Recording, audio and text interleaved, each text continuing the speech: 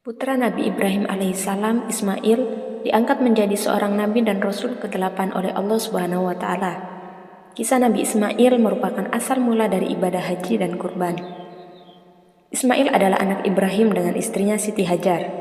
Saat Ismail lahir, atas perintah Allah, Ibrahim membawa anaknya bersama Siti Hajar keluar dari Palestina.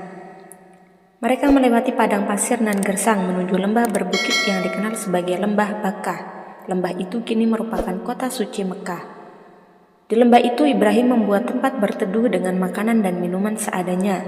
Ibrahim lalu kembali ke Palestina sambil terus berdoa untuk keselamatan Siti Hajar dan Ismail. Setelah berhari-hari di padang pasir, Siti Hajar kehabisan makanan dan minuman untuknya serta Ismail.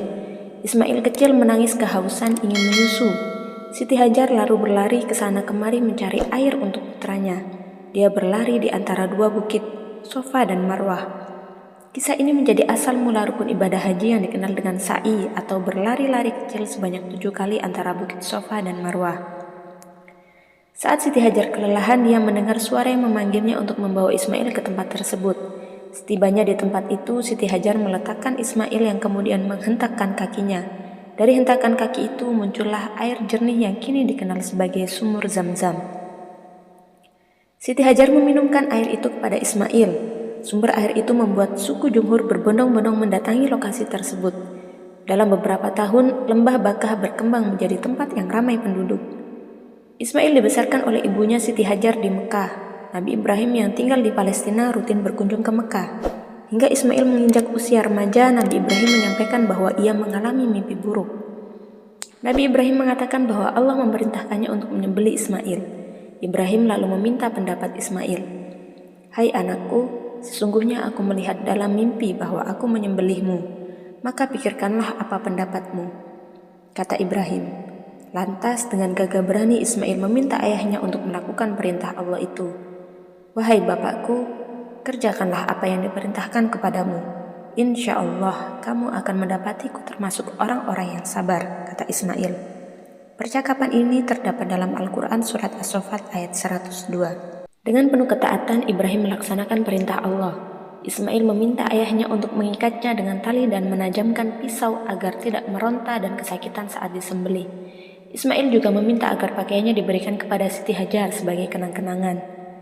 Sebelum penyembelihan, Ismail dan Ibrahim berpelukan penuh haru. Ibrahim pun memulai proses penyembelihan dengan menyebut nama Allah. Namun pisau tajam yang digunakannya ternyata tak bisa menyembelih Ismail. Ismail pun meminta ayahnya untuk menyembelihnya tanpa melihat wajahnya. Namun tetap saja pisau Ibrahim tak bisa menyembelih sang anak. Saat itu Allah berfirman bahwa perintahnya merupakan ujian keimanan untuk Ibrahim dan Ismail. Allah lalu mengirimkan seekor kambing untuk disembelih pengganti Nabi Ismail. "Dan kami tebus anak itu dengan seekor sembelihan yang besar." Bunyi terjemahan surat As-Saffat ayat 107. Peristiwa penyembelihan ini merupakan asal mula ibadah kurban yang disunahkan atau sangat dianjurkan bagi orang yang mampu di hari raya Idul Adha. Saat Ismail beranjak dewasa, ia bersama ayahnya kembali mendapat perintah dari Allah untuk membangun Ka'bah di dekat sumur Zam-Zam. Ismail dan Ibrahim membangun Ka'bah dengan penuh doa.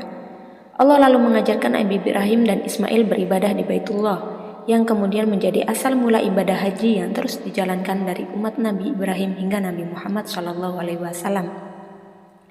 Keteladanan berbakti kepada orang tua menjadi hikmah penting yang dapat dipelajari dari kisah Nabi Ismail alaihissalam.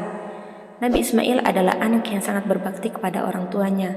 Jika ingin mencari figur keteladanan, lihatlah Nabi Ismail, kata pengasuh Taman Belajar Al-Afiyah Ki Haji Wahyul Afif Al-Ghafiqi kepada CNN Indonesia beberapa waktu lalu. Wahyul menyebut Nabi Ismail tidak menghakimi atau mempertanyakan perintah Allah yang diberikan kepada orang tuanya.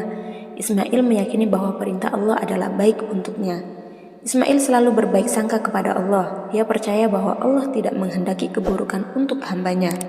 Atas kisah Nabi Ismail dan ketaatannya inilah perlu diketahui bahwa ketaatan pada Allah akan dibalas dengan hal yang baik.